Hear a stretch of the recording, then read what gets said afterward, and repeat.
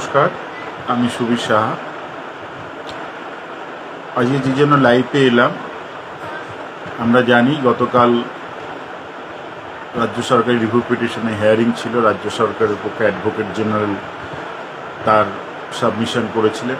কালকে আমি ফেসবুকে একটা পোস্ট করেছিলাম, কিন্তু পুরোটা ডিটেলস করিনি, খুব সংক্ষেপে করেছিলাম। এটা পরিকল্পনার একটি অঙ্গই ছিল, কারণ কালকে যদি সব কিছু বলে দেওয়া হতো তাহলে আজকে আমাদের সাবমিশন করলে একটু অসুবিধা হতো, বা সেটা সরকারের পক্ষে সুবিধা হতো। এই জন্য কালকে ডিটেলস বলিনি, এটা একটা কারণ। আরেকটা কারণ হচ্ছে আজকে কিছু আমাদের কোর্টে সাবমিট করার ছিল, তার প্রস্তুতি করতে করতে রাত কালকে 2টো বেজে গেছে। আবার সকালে উঠে আবার তৈরি করা হয়েছে, কেন কালকে গতকাল রাজ্য সরকারের পক্ষে অ্যাডভোকেট জেনারেল কিছু কথা কোর্টকে তুলে ধরেছে রিভিউ পিটিশনের পক্ষে। তা আমি এই প্রসঙ্গে লাস্ট মে মাসে যে রায় আমরা পেয়েছি, রাজ্য সরকারের যে স্যাটের রায়কে চ্যালেঞ্জ করে যে হাইকোর্টে এসেছিল, হাইকোর্ট তা খারিজ করে দেয় এবং 3 মাসের মধ্যে আমাদের স্যাটের রায় অনুযায়ী যেই প্রাপ্য সেটা দিয়ে দেওয়ার নির্দেশ দেয়। এবং 3 মাস পূর্ণ হওয়ার 7-8 দিন পূর্বে রাজ্য সরকার রিভিউ পিটিশনে মামলা করে এবং সেই রিভিউ পিটিশনের শুনানি হিসেবে কালকে ছিল। রাজ্য সরকারের যেই বক্তব্য, এখন তারা বলছে ডিএর যে লিগালি রাইটস বা সংবিধানগত অধিকার সেটা তারা মেনে নিচ্ছে, বা তারা বলছে আমরা সেই হারেই ডিএ কিছু বাকি নেই। এবং স্যাটের রায়ের ভুল ব্যাখ্যা হচ্ছে, স্যাট এরকম কোনো কথা বলেনি যে তার লিগ্যাল রাইটস আছে বলেই যে ডিএ পুরো প্রত্যেক বছরে 2বার দিতে হবে বা এরিয়ার দিতে হবে, এরকম কোনো কথা স্যাটে বলেনি, বা তার ডিএ পেমেন্টের ক্ষেত্রে 3 মাসের মধ্যে এরকম কথা বলেনি। বিভিন্নভাবে ব্যাখ্যা করার চেষ্টা করে আর কি। আজকে আমাদের আইনজীবী কল্লোল বোস, বিকাশ রঞ্জন ভট্টাচার্য আর একটি মামলাকারী আইনজীবী, তারা তাদের মতো করে কোর্টকে বলেছে, যেটা কল্লোল বোস যে বক্তব্য আমাদের আইনজীবী, যে ডিএর অর্ডারের ক্ষেত্রে একদম ক্লিয়ার। কি 1 নম্বর পয়েন্ট, যেটা 2009 সালে রোপাতে কর্মচারীদের ডিএর এই অধিকার দেওয়া হয়েছে, যে all India consumer price index অনুযায়ী রাজ্য সরকারি কর্মচারীরা, পেনশনাররা ডিএ বা ডিআর পাবে এবং বছরে 2বার পাবে, এবং যখনই ঘোষণা হোক না কেন তার এরিয়ার পাবে। এবং রাজ্য সরকার সেটা মেনে নিচ্ছে এবং সেটা 309 ধারা সংবিধান অনুযায়ী গেজেট প্রকাশ হয়ে গেছে। তারপরে দেখা গেল যে রাজ্য সরকার নিজের অর্ডার করা নিজেই মানছিল না, একের পর এক ডিউ হতে থাকে। সরকার ধনুক ভাঙার মতো পণ করে নিলেন যে বছরে আমি একটার বেশি ডিএ দেবো না, 1 জানুয়ারি একবার ডিএ দেবো আর ডিএ দেবো না। বছরে 2টো ডিএ, প্রত্যেক বছরে একটা ডিএ দিলে একটা জমতে যা হয়, 16 সালে জানুয়ারি মাসে গিয়ে আমরা দেখছি 50% ডিএ আমাদের ডিউ হচ্ছে। সেন্ট্রাল গভর্নমেন্টে তখন 125 চলছে, 50% ডিএ আমরা কম পাচ্ছি all India consumer price index অনুযায়ী বা সেন্ট্রাল গভর্নমেন্ট বা আদার স্টেটের অনুযায়ী। জবে থেকে পশ্চিমবঙ্গ সরকারি কর্মচারীরা ডিএ পাচ্ছে, কোনো দিন 50%-এর ফারাক হয়নি। আগে দেখা গেছে আগের সরকাররা সেন্ট্রাল যে ডিএ ঘোষণা করেছে বা অল ইন্ডিয়া কনজিউমার প্রাইস ইন্ডেক্সে জবে ডিএ হচ্ছে, দেখা গেছে সেটা 6 মাস পরে, 7 মাস পরে, 9 মাস পরে, 11 মাস পরে, 1 বছর পরে, 15 মাস পরে, একটা ডিএ সম্ভবত 2 বছরের মাথায় পাওয়া গেছে। কোনো বছরে ডিএ যদি একটা ঘোষণা হয়, আবার কোনো বছরে 3টেও ডিএ ঘোষণা হয়েছে। একবার মাত্র কোনো একটি বছরে কোনো ডিএ ঘোষণা হয়নি, কিন্তু তারপরে সেই ডিএটাকে মেকআপ করে দেওয়া হয়েছে, পরে আবার এখানে। কিন্তু 50% ডিফারেন্স এটা হয়নি। সেই জায়গা থেকেই কিন্তু আমরা মামলাকারী সংগঠন হিসেবে আদালতের দ্বারস্থ হই। কেন 11-র পরে যেই পরিস্থিতি রাজ্যে হয়েছিল বা 16-র সময় যেই পরিস্থিতি ছিল, রাস্তায় নেমে আন্দোলন, আজকের যেই পরিস্থিতি সেই দিনকে সেই পরিস্থিতি ছিল না, আন্দোলন করার মতো পরিস্থিতি ছিল না। একের পর এক ট্রান্সফার, বিভিন্ন তার অসুবিধা, প্রমোশন আটকে রাখা, বিভিন্ন রকম অত্যাচার চলছিল। তাই আমরা তখন চিন্তাভাবনা করেছিলাম যে আইনের রাস্তাই কিন্তু একমাত্র সেই সময়কার মনে হয়েছিল যে পথ, যে আইনে আমাদের আদালতে যেতে। সেই জায়গা থেকেই আমাদের আদালতে যাওয়া এবং স্যাটে প্রথম দিনই মামলা খারিজ হয়ে যায় যে ডিএ সরকারের ইচ্ছাধীন বিষয়, ইচ্ছার ওপর কোনো লিগালি এরকম কোনো রাইট নেই, সরকার মনে করলে দেবে, মনে করলে দেবে না। এবং তারপরে হাইকোর্টের মামলা হয় এবং হাইকোর্টে দীর্ঘ দিন শুনানি চলে। তারপরে মাননীয় দেবাশিস করগুপ্তর বেঞ্চ পরিষ্কারভাবে রায় দেয় যে ডিএ কর্মচারীদের মৌলিক অধিকার। কিসের ভিত্তিতে? সেই রোপা রুল 2009-এর ভিত্তিতে করলেন যে ডিএ কর্মচারীদের মৌলিক অধিকার। কারণ পে কমিশন রাজ্য সরকার বসিয়েছে 10 বছর অন্তর, এবং সেই পে কমিশনে সমস্ত কর্মচারী সংগঠন, শিক্ষক সংগঠন বা ডিএ প্রাপক যারা কর্পোরেশন, পঞ্চায়েত যারা আছেন, আদার্স যারা আছে, কেএমডিএ আছে, সবাই তার স্মারকলিপি জমা দিয়েছিল যে রাজ্য সরকার 1979 থেকেই কেন্দ্রীয় হারে ডিএ দিয়ে আসছে, কিন্তু সেই সময়ে ডিএটা পাওয়ার কথা সেই সময় পাওয়া যাচ্ছে না। সেই ডিএটা পরে 6 মাস, 1 বছর, 1.5 বছর, 2 বছর পরে ডিএ পাওয়া যাচ্ছে। ডিএ বৃদ্ধি মানে বেতন বৃদ্ধি নয়, ডিএ বৃদ্ধি মানে হচ্ছে যে বেতনের যে অবক্ষয়, মানে মূল্যবৃদ্ধির কারণে, ইনফ্লেশনের কারণে যে বেতনের অবনমন ঘটে, সরকার দায়িত্ব দ্রব্যমূল্য বৃদ্ধিকে কন্ট্রোল করা। সরকার যদি কোনো কারণে না পারে, সরকারের নৈতিক দায়িত্ব তার অধীনে যেসব কর্মচারী, শিক্ষকরা আছে যারা দেশের কাজে তারা শ্রম দিচ্ছে, দেশ গঠনের কাজে, সরকারের দায়িত্ব তাদের যে বেতনের অবক্ষয় হচ্ছে ডিএর মাধ্যমে সেই অবক্ষয়কে পূরণ করা, বেতন বৃদ্ধি নয়। বেতনকে ঠিক জায়গাটা, দ্রব্যমূল্য বৃদ্ধির কারণে সেটা সমস্ত বিভিন্ন সেন্ট্রাল গভর্নমেন্টের উদাহরণ দিয়ে, আদার স্টেটের উদাহরণ দিয়ে, বিভিন্ন কোর্টের অর্ডার, বিভিন্ন রকম সংগঠন প্রপাতে করে, রাজ্য সরকার করেনি। এখন কিছুজন প্রচার করছে রাজ্য সরকার, না, ভুল কথা। পে কমিশনের সমস্ত কর্মচারী সংগঠন আবেদন জানিয়েছিল এবং আবেদনের যুক্তির সপক্ষে বলেছিল যে রাজ্য সরকার ডিএর হারটাকে মানছে কিন্তু সময়টাকে মানছে না।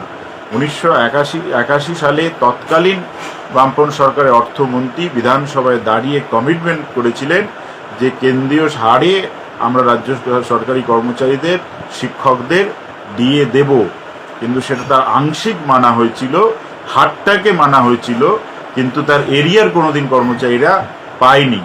সেই জায়গা থেকে আমরা পে কমিশনের সমস্ত সংগঠন আবেদন জানিয়েছিলাম, বিভিন্ন তার পক্ষে সপক্ষে কাগজপত্র দিয়েছিলাম, এবং পে কমিশন মনে করেছিল যে সরকারি কর্মচারী বিভিন্ন সংগঠন, শিক্ষকদের যে সংগঠন, তারা যে যুক্তি দিয়েছে সেটা সঠিক, এবং সেই জায়গায় তারা রেকমেন্ডেশন করেছিল রাজ্য সরকারের কাছে যে all India consumer price index অনুযায়ী যেইভাবে ডিএ দেওয়া হচ্ছে সেইভাবেই এদের ডিএ দিতে হবে, কিন্তু 1 জানুয়ারি এবং 1 জুলাই বছরে 2 বার ডিএ দিতে হবে, এবং যখনই এই ডিএ ঘোষণা হোক না কেন তার এরিয়ার দিতে হবে। এবং এই রেকমেন্ডেশনকে তৎকালীন রাজ্য সরকারের ক্যাবিনেট পাশ করে, গ্রহণ করে, এবং গ্রহণ করার পর রাজ্যপালের কাছে পাঠানো হয়, রাজ্যপাল তাতে সই করে, এবং সেটা আইন আকারে সংবিধানের 309 ধারা আইন অনুযায়ী সেই দিন থেকে আমাদের মৌলিক অধিকার হয়ে যায়। কিন্তু তারপরও 2009 সালে যখন রোপা হলো, ঘোষণা হলো, তখন ডিএ যেই হার দেওয়া হলো 2008-এর এপ্রিল থেকে, যে অ্যাকচুয়াল 2006 থেকে আমাদের নোশনাল এফেক্ট দেওয়া ছিল, ফিক্সেশন বেনিফিট পেয়েছিলাম, অ্যাকচুয়ালি আমরা এরিয়ার পেয়েছিলাম 1 এপ্রিল 2008 থেকে। 1 এপ্রিল 2008 থেকে আমরা এরিয়ার পেয়েছিলাম। তারপর থেকে যেই ডিএ ঘোষণা, যখন আমাদের ডিএ দিল 16, তখনও কিন্তু আমরা সেন্ট্রালের থেকে পিছিয়ে, সেই জিওটা কিন্তু রাজ্য সরকার সে সময় পাশ করেনি, মানে পে কমিশনে মেনে নিলেন কিন্তু বাকি থাকলো আর কি কিছুটা আর কি, এবং এরিয়ার দিলেন না। তা এইভাবে আবার পরে যে নতুন বর্তমান সরকার এলে এরা আরও বেরিয়ে করলে, কোনো মানে রুলটাকেই ভাঙলেন, যে অল ইন্ডিয়া কনজিউমার যেই সিকোয়েন্সটাকে ব্রেক করলেন, যেটা তার আগে 34 বছরে বামপন্থী সরকার কিন্তু সিকোয়েন্সকে ব্রেক করেনি। All India consumer price index অনুযায়ী 10 বছরে 20টা ডিএ দেওয়ার কথা, বছরে 2টো হলে, যেরকম সিরিয়াল নাম্বার 1, 2, 3 যে সিকোয়েন্স, সেই সিকোয়েন্স অনুযায়ী কিন্তু দিয়েছে। কিন্তু নতুন সরকার এসে কিন্তু সেই সিকোয়েন্সকে ব্রেক, হারটাকে ব্রেক করলেন না, সিকোয়েন্সকে ব্রেক করলেন। তো সেই জায়গা থেকেই দেবাশিস গুপ্ত রায় দিয়েছিলেন যে ডিএ কর্মচারীদের মৌলিক অধিকার। 2009-এর রোপাকেই মান্যতা দিয়েছিলেন এবং স্যাটে পাঠিয়ে দিয়েছিলেন কেসটাকে আবার শোনার জন্য, এবং তার জুরিডিকশনও ঠিক করে দিয়েছিলেন যে ডিএ কর্মচারীদের অধিকার এই নিয়ে আর কোনো শুনানি হবে না, এটা তার রাইটস। তাহলে কি ডিএ কর্মচারীরা কি হারে পাবে সেইটা স্যাটকে ডিসাইড করতে বলেছিল, এবং দিল্লির বঙ্গভবন এবং চেন্নাইয়ের যে ইউথ হোস্টেল সেখানে যে রাজ্যের যে সরকারি কর্মচারী ওখানে পোস্টিং, তারা all India consumer price index বা কেন্দ্রীয় হারে ডিএ পায়, সেটা জাস্টিফাই কিনা। মানে রাজ্যে চাকরি করলে কেন্দ্রীয় হারে ডিএ পাবে না, কিন্তু বঙ্গভবনে চাকরি করলে, চেন্নাইতে চাকরি করলে তারা পাবে, এটা জাস্টিফাই কিনা এটা স্যাটকে করে শুনানির মাধ্যমে বিচারের মাধ্যমে দেখতে বলবে। স্যাট রাজ্য সরকারকে বলেছিল, রাজ্য সরকার ওখানেও গিয়ে অস্বীকার করেছিল না কেন্দ্রীয় হারে ডিএ পাওয়ার কোনো এরকম নেই, এবং রাজ্য সরকারকে বহুবার বলেছে যে আপনি কোন, হাইকোর্টও বলেছে আপনি কোন মেকানিজমে ডিএ দেন। All India consumer price index অনুযায়ী আপনি ডিএ দেন না বা দেবেন না, ঠিক আছে, আপনি কি মেকানিজমটি কিসের ভিত্তিতে আপনি ঠিক করেন? নিশ্চয়ই আপনাদের অফিসারদের একটা এক্সপার্ট কোনো কমিটি আছে, বা ফাইন্যান্সের ডিপার্টমেন্টে কোনো এক্সপার্টরা আছে, তারা একটা ক্যালকুলেশন করে ভাবে যে এইভাবে ডিএ হবে, কিন্তু কোনো মেকানিজমে তারা দেখাতে পারেনি। তার কারণ যেই মেকানিজমটা চলছে 1979 সাল থেকে, কেন্দ্রের যে হার, অল ইন্ডিয়া কনজিউমার প্রাইসের যে হার, সেই হারেই ডিএ পাচ্ছে। অন্য কোনো মেকানিজম, স্টেটের কোনো মেকানিজম কোনোদিন ছিল না 1979 সাল থেকে। পুরো হুবু মানে মানে যেই যখনই অল ইন্ডিয়া কনজিউমার প্রাইস যেই অনুযায়ী ডিএ ঘোষণা করেছে, বা সেন্ট্রাল গভর্নমেন্ট যেই ডিএ ঘোষণা করেছে, সেই প্যাটার্নটাকে মেনটেন করেছে। এবং দীর্ঘ শুনানির পরে এবং বিভিন্ন কাগজ আমরাও আমাদের যুক্তির পক্ষে দেখিয়েছি। আমরা 2009 সালের দেখিয়েছি, অন্যান্য সুপ্রিম কোর্টের অর্ডার দেখিয়েছি, অন্যান্য স্টেটের দেখিয়েছি, রাজ্য সরকারের জায়গা থেকে দেখিয়েছে। কিন্তু স্যাট কিন্তু হাইকোর্টের মানে ইনস্ট্রাকশন অনুযায়ী তাকে বলতে হবে ডিএ কি কোন হারে হবে। মানে নবাবের তো খেয়াল খুশি অনুযায়ী ডিএ হতে পারে না, রাজার খেয়াল খুশি অনুযায়ী তো ডিএ হতে পারে না। আমরা সরকারি কর্মচারী, এটা একটা গণতান্ত্রিক দেশ, আমরা কলোনিয়াল গভর্নমেন্টের এখানে বিশ্বাস করছি, ব্রিটিশ আমলে বাস করছি না। স্বাধীন ভারতবর্ষ, একটা সংবিধান আছে, সংবিধানে কিছু ধারা বলা আছে, সেই জায়গা থেকে একটা সিস্টেমের মধ্যে হবে, মানে কর্তৃর ইচ্ছায় ডিএ হবে এরকম কোনো ব্যাপারটা না। এবং সেইখানে তা স্যার মনে করে যে যেই হারটা এরা মেনটেন করছে সেই 1979 সাল থেকে, যে অল ইন্ডিয়া কনজিউমার, সেই হারেই কর্মচারীদের ডিএ দিতে হবে। এবং রোপান আইনে যেই কথা বলে দেওয়া হয়েছে, রাজ্য সরকার যেটা অ্যাকসেপ্ট করেছিল বা করেছে, যে বছরে দুবার ডিএ দিতে হবে, এবং যখনই ঘোষণা হোক 1 জানুয়ারি এবং 1 জুলাই তার এরিয়ার দিতে হবে।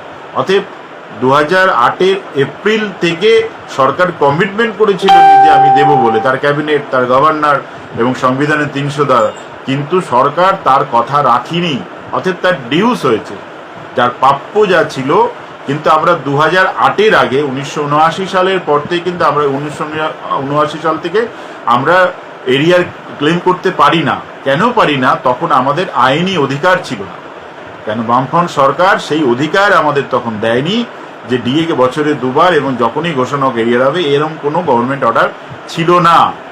আর 2009 সালে রোপা আমাদের এই অধিকার দিয়েছে। টিল নাও গভর্নমেন্টের কিন্তু এখনো কোনো আলাদা এরকম জিও নেই। এই জিও নেই বলেই এই সুবিধার জন্য, এটা রাজ্য সরকারের পক্ষে সুবিধা হয়েছে মামলা করার জন্য। কিন্তু তৎকালীন গভর্নমেন্ট রোপা 9 অনুযায়ী যদি একটি গভর্নমেন্ট অর্ডার পাস করতে, যেটা কেন্দ্রীয় সরকার বা অন্যান্য রাজ্য সরকারের আছে, যে তারা বছরে দুবার ডিএ পাবে, all India consumer price index অনুযায়ী ডিএ পাবে, যখনই ডিএ ঘোষণা হোক তার এরিয়ার দেওয়া হবে, এই যে ক্লিয়ার কাট যে অর্ডারগুলো অন্যান্য রাজ্য সরকারের বা কেন্দ্রীয় সরকারের কর্মচারীদের জন্য আছে, সেটা আমাদের রাজ্য সরকারে এখনও নেই। আমরা শুধু লড়াইটা করেছি রোপা 9 দিয়ে। রোপা 9 আমাদের অধিকার দিয়েছে, বিশেষ কোনো দল, বিশেষ কোনো সংগঠন, বিশেষ কোনো সরকার দেয়নি। সরকার এই অধিকার দিয়েছে সমস্ত কর্মচারী, শিক্ষকদের মিলিত লড়াইয়ের অধিকার আমরা 2009 পেয়েছি। কিন্তু সেটা সরকার মান্যতা দিচ্ছিল। সেই জায়গা থেকেই স্যার রায় দিয়েছে যে 2008 এপ্রিল থেকে আমাদের যা এরিয়ার হবে সেই এরিয়ার দিয়ে দেওয়ার কথা উনি রায় দিয়েছে। আর দিল্লি এবং চেন্নাইয়ের ক্ষেত্রে যেখানে আলোচনা হয়েছিল, সেখানে রাজ্য সরকার বলতে চেয়েছিল যে দিল্লি এবং চেন্নাইয়ের তাদের ওখানকার খরচা বেশি, বিভিন্ন বাড়ি ভাড়া আদার্স বিভিন্ন খরচা বেশি, তাই ওদের ওই দেওয়া হয়। আবার আরও একটা কথা বলেছিল, ডিএর হার সর্বত্র এক হতে পারে না, মানে একটা গ্রামাঞ্চলে যা খরচা তার জীবন ধারণের জন্য সেটা শহরাঞ্চলে এক হতে পারে না, তাই রাজ্যব্যাপী এক হারে, এই কথাও রাজ্য সরকার তাদের আইনজীবী বলার চেষ্টা করে। সেখানে কিন্তু স্যাটের মাননীয় বিচারকগণ বলেন যে পুরুলিয়ায় একজন ডিএম বা এসপি যেখানে পোস্টিং বা কোনো ইন্টেরিয়ার কোনো জায়গায় যখন কোনো আইএস বা আইপিএস পোস্টিং থাকে, তখন কি আপনারা তাহলে কেন্দ্রীয় হারে তাদের ডিএ দেন না? তাদের কি তাহলে কম হারে ডিএ দেন? কিন্তু এর উত্তর দিতে পারেনি, কারণ বিভিন্ন জেলায় যে আইএস বা আইপিএস ডিস্ট্রিক্ট ম্যাজিস্ট্রেট বা এডিএম যারা আছে বা এসপি বা কমিশনার আছে, তারা কেন্দ্রীয় হারে ডিএ পায়, কিন্তু সেই ডিএ বা তাদের বেতন সম্পূর্ণ রাজ্য সরকার দেয়। আমার যেটুকু জানা রাজ্য সরকার দেয়। তাহলে একটি সরকার তার জেলা শাসককে কেন্দ্রীয় হারে ডিএ দেবে, আর তার অফিসের কর্মচারী বা তার জেলার কোনো প্রত্যন্ত কোনো কর্মচারীকে বলবে যে পুরুলিয়ার তো খরচ নেই, ওখানে খরচা কম, তাই ওই হারে ডিএ দেওয়া যাবে না। এবং রাজ্য স্যাট এটাও বলে জাজরা যে দিল্লি চেন্নাইয়ে খরচ বেশি, তার জন্য আপনি তারা ওখানে থাকে, তার জন্য কোনো আপনি এক্সট্রা অ্যালাউন্স দিতে পারেন। যারা কেন্দ্রীয় সরকারি কর্মচারী, বিদেশে পোস্টিং, ফরেন সার্ভিসে পোস্টিং, তাদের জন্য এক একটা কান্ট্রি ওয়াইজ বিভিন্ন খরচের ব্যাপার, তার জন্য কেন্দ্রীয় সরকার তাদের কোনো অ্যালাউন্স দিতে পারে বা দেয়। কিন্তু ডিএটা সকলে সমান, দ্রব্যমূল্য বৃদ্ধির ওপর যেহেতু নির্ভরশীল, যেহেতু all India consumer price index অনুযায়ী ডিএ হয়, যেমন কেন্দ্রীয় সরকারি কর্মচারীদের দিল্লিতে থাকলে একরকম ডিএ পাবে, আর শুধু একটা প্রত্যন্ত গ্রামে থাকলে ডিএ অন্যরকম, এরকম কোনো কিন্তু নিয়ম নেই। সারা ভারতবর্ষব্যাপী কেন্দ্রীয় সরকারি কর্মচারীদের একই হারে ডিএ দেওয়া হয়। এবং এইচআরের ক্ষেত্রে কিছু ডিফারেন্স ওদের আছে, এইচআরের ক্ষেত্রে হাউস রেন্ট অ্যালাউন্সের ক্ষেত্রে কিছু কেন্দ্রীয় সরকারের নিয়ম আছে, সিটিতে A1 সিটিতে থাকলে, মফস্বল শহরে ভিলেজে থাকলে সেটা, কিন্তু ডিএর কোনো ক্ষেত্রে সেটা সেই কথাও উল্লেখ করে, সেই জায়গায়ও তারা কিন্তু দিল্লি এবং বঙ্গভবনে এবং চেন্নাই থেকে জাস্টিফাই করেননি। কিন্তু অবজারভেশন পার্টে স্যাটে কিছু কথা বলেছিলেন ডিএ মানে এরিয়ার দেওয়ার ক্ষেত্রে বা ডিএ দেওয়ার ক্ষেত্রে কিছু কথা বলেছিলেন, সেই কথাকে অ্যাডভোকেট জেনারেল তুলে ধরার চেষ্টা করেন। কিন্তু অবজারভেশন পার্ট আলাদা, আর রায়ের জায়গা, রায় কিন্তু পরপর যদি দেখি একদম পুরো ক্লিয়ার। হাইকোর্ট বলল কর্মচারীদের ডিএ মৌলিক অধিকার। স্যাট 26শে জুলাই এবং 8ই আগস্ট 2019 দুদিনের রায়তে 3টি সংগঠনকে রায় দিলেন বা সরকারকে দিলেন যে বছরে দুবার all India consumer price index অনুযায়ী ডিএ দিতে হবে, এবং বছরে দুবার কোন সময় সেটাও উল্লেখ করে দিলেন, 1 জানুয়ারি এবং 1 জুলাই। এবং যখনই দেওয়া হোক তার এরিয়ার দিতে হবে, এবং এপ্রিল 2008 থেকে 19 পর্যন্ত যা কর্মচারীদের এরিয়ার হয়েছে সেই এরিয়ারের টাকা কর্মচারীদের মিটিয়ে দিতে হবে। পে কমিশনের আগে এমবেদে দিয়েছিলেন সময়টা, এই সময়ের মধ্যে 3 মাসের মধ্যে করে দিতে হবে। যদি পে কমিশন আগে ঘোষণা হয়ে যায় তাহলে পে কমিশনের আগে দিতে হবে। সেখানে একটা পার্টে বলা ছিল যে রাজ্য সরকার মনে করলে তার জিপিএফেও দিতে পারবে, দিতেই পারে সেটা। জিপিএফ এর আগেও আমরা আমাদের এরিয়ারের টাকা জিপিএফে দেওয়া হয়েছিল, সেটা লক করে দেওয়া হয়েছিল, পরে দেওয়া হয়েছিল, দিতেই পারে, তাতে কোনো অসুবিধা নেই। কিন্তু রাজ্য সরকার কি করলো, 2020 সালে এসে স্যাটের রায়কে চ্যালেঞ্জ করে কেস করলো, এবং তারপরে দীর্ঘ আমাদের আটকে দিয়েছে, আমাদের চ্যালেঞ্জ করেনি, আমরা আবার সেটাকে করেছি, সুপ্রিম কোর্টে গেছি।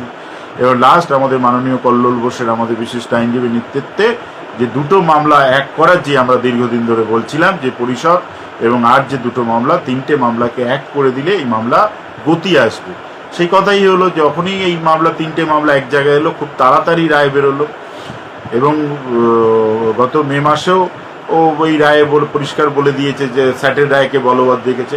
এবং আজকে আমাদের কল্লোল বোস বলেন যে বহু পেনশনার, সরকারি কর্মচারী, শিক্ষকদের বা যারা ডিএ প্রাপক, তাদের ডিএ না দেওয়ার জন্য, ডিলে করার জন্য সরকার পরিকল্পিতভাবে এই কাজটা করছে, পরিকল্পিতভাবে এই সময় নষ্ট করার জন্য করছে।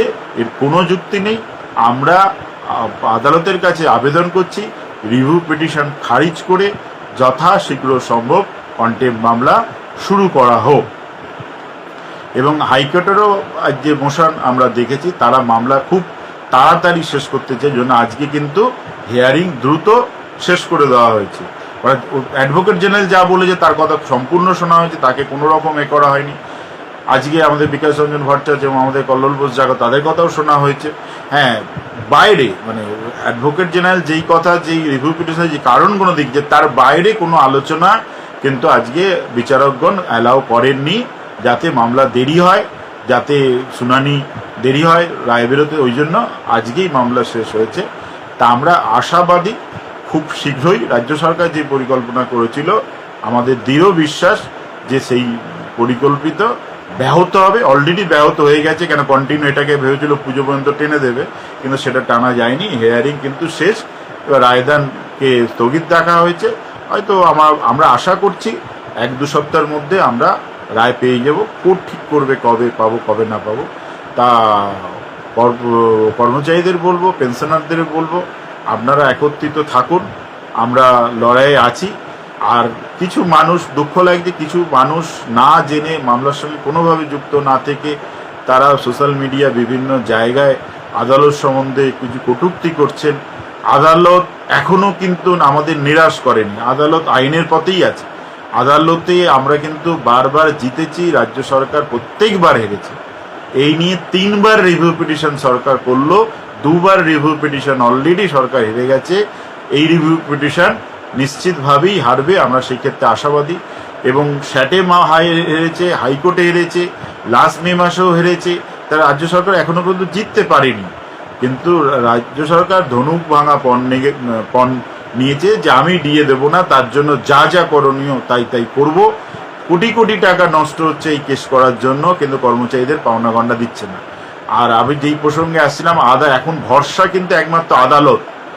আর যে শিক্ষক নিয়োগেও যদি ওই আদালত যদি সামনে না আসতো, তাহলে কিন্তু শিক্ষক নিয়োগে যে দুর্নীতি হয়েছে, নেতাদের বাড়ির পরিচিতদের বাড়িতে যে কোটি কোটি টাকা আছে, কিভাবে টাকা উল্টোপাল্টা হয়েছে, কার কোথায় গয়না বাড়ি হোটেল জায়গা হয়েছে, এটা বেরিয়ে আসতো না।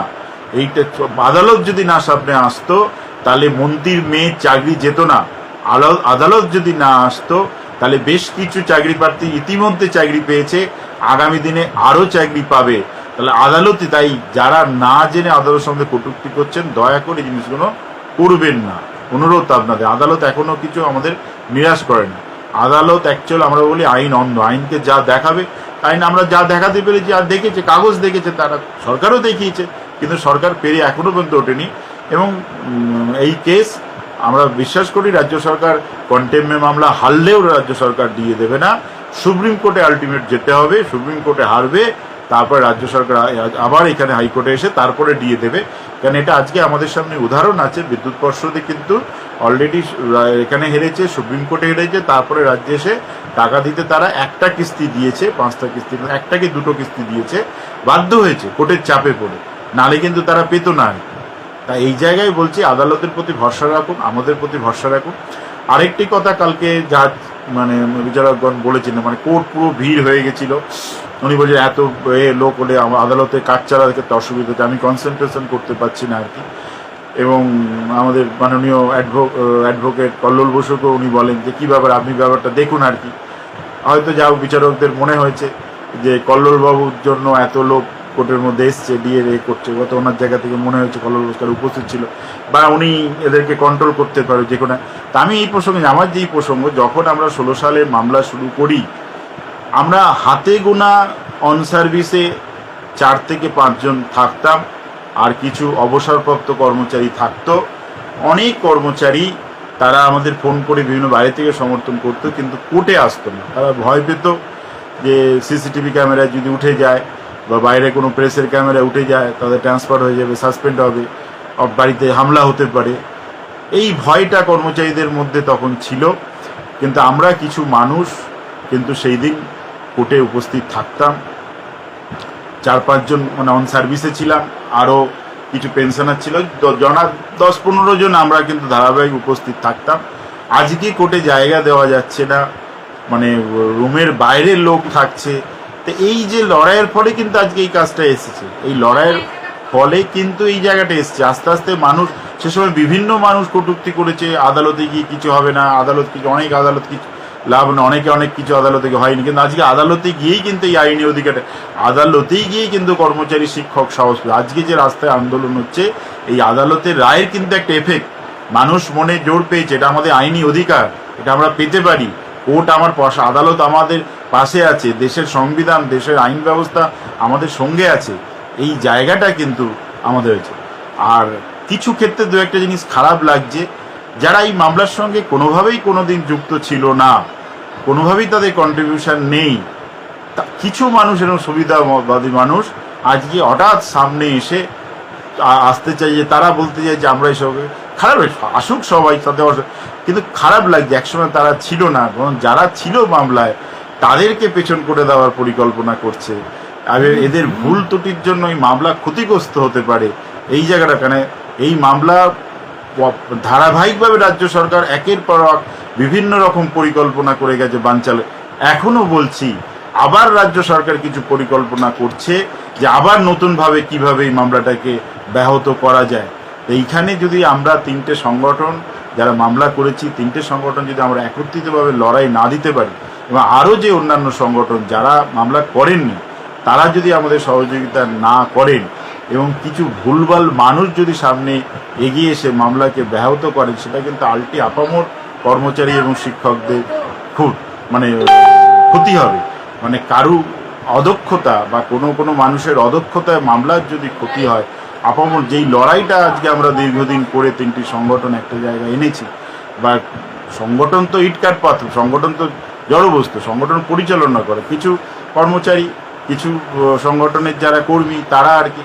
তাই যারা যেই মানুষগুলোর অবদান আছে, তিনটে সংগঠনেরই মানুষদের বেশ কিছু মানুষের অবদান আছে আর কি এই মামলার করার ক্ষেত্রে আর কি। তো তারা এগিয়ে, তো সবাই সহযোগিতায় করুন, সবাই পাশে থাকুন। আমাদের বিশ্বাস যে আমরা ডিএ নিয়ে ছাড়বো। আমি ব্যক্তিগতভাবে এর আগেও বলেছিলাম যে হয়তো 1-2 মাসের মধ্যে পাবো না, এটা একটু সময় লাগবে। সুপ্রিম কোর্টে গিয়ে আমরা, সুপ্রিম কোর্ট আলটিমেট যেতে হবে, কিন্তু আরও তাড়াতাড়ি পেতে পারি রাজ্য সরকারকে যদি বাধ্য করে। কঠিন সংগ্রামে আমাদের যেতে হবে সবকটা সংগঠন, দরকার হলে লাগাতার স্ট্রাইক করতে হবে সরকারি নিয়ম মেনে। কেন স্ট্রাইক করার রাইটস আমাদের ওয়েস্ট বেঙ্গল সার্ভিস রুল আমাদের দিয়েছে, তার প্রক্রিয়া আছে, সেই প্রক্রিয়া অনুযায়ী। কেন আমরা সরকারি কর্মচারী, আমরা আইন বিরুদ্ধে কোনো কাজ করতে পারি না, করা উচিত না, সংবিধান বিরোধীও কোনো কাজ করতে পারি না। আমরা কর্মচারী, আমরা দেশের কর্মচারী। তাই সংবিধান যে আমাদের স্ট্রাইক করার রাইটস দিয়েছে, এবং ওয়েস্ট বেঙ্গল সার্ভিস রুল যে রাইটস করার, এই ওয়েস্ট বেঙ্গল সার্ভিস রুল যে আমাদের স্ট্রাইক করার রাইটস দিয়েছে, সেই অনুযায়ী কিন্তু আমরা স্ট্রাইক করতে পারি। বিভিন্ন স্টেট লাগাতার 50 দিন 55 দিন এরকম স্ট্রাইক করেছে, এই উদাহরণ ভারতবর্ষেতেই আছে। তো অন্য রাজ্যের কর্মচারীরা পেলে তার বেলা আইন আছে, আর পশ্চিমবঙ্গের কর্মচারীরা বেলা তার আইন এটা তো হতে পারে না। ভারতের সংবিধান সকলের জন্য আইন। আমরা পাকিস্তানে বাস করি না, আমরা আফগানিস্তানে বাস করি না, আমাদের সরকার তালিবান সরকার নয়, আমাদের সরকার সংবিধান অনুযায়ী, সরকারকে সংবিধান অনুযায়ী চলতে হবে, তালিবানদের মতো চলতে পারে না। তাই আগামী দিনে যদি আমরা চরম আন্দোলনের পথে যেতে পারি, সরকার বাধ্য হবে। এই যদি বেশি উদাহরণ না, এই যে যারা শিক্ষক পদপ্রার্থী, তারা যে 550 দিনের ওপরে তারা রাস্তায় বসে আছে, প্রথম যখন বসেছিল সরকার কিন্তু তাদের কথা গুরুত্ব দেয়নি, তারা কিন্তু বসেছিল, তারা বেতন পায় না, আমরা বেতন পাই, যেটাই কম পেলেও বেতন পাই।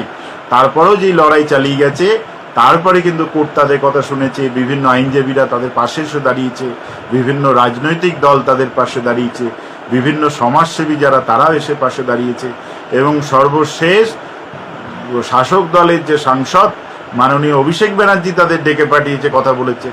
শিক্ষামন্ত্রী বর্তমান ব্রাত্য বসু তাদের সঙ্গে ডেকে কথা বলেছে, মুখ্যমন্ত্রী বলছে তাদের চাকরি দেওয়ার ব্যবস্থা হচ্ছে। তাই আন্দোলনের ফলে, তার আগে কিন্তু কিছু হয়নি।